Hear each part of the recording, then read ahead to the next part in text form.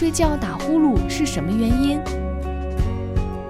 如闻医生特邀专家侯瑾，西安交通大学第二附属医院耳鼻咽喉头颈外科副主任医师。那么打呼噜呀，它的原因是因为气流在经过我们的上气道的时候，主要是鼻腔和口腔。那么因为我们鼻腔或者口腔有狭窄的这个区域，那么空气就可以震动我们的软组织发出声音，就好像风吹过狭窄的峡谷会出现那种笑声是一样的。那么当我们的鼻咽或者口咽部有狭窄的区域啊，这个气流在经过的时候就会震动我们的软腭啊，也就是我们平时说的这个小舌头的这个位置，那么发出声音，那么这个声音就是我们常说的鼾声。所以鼾声的来源呀，是因为气流经过我们的小舌头的区域，小舌头的震动发出的声音。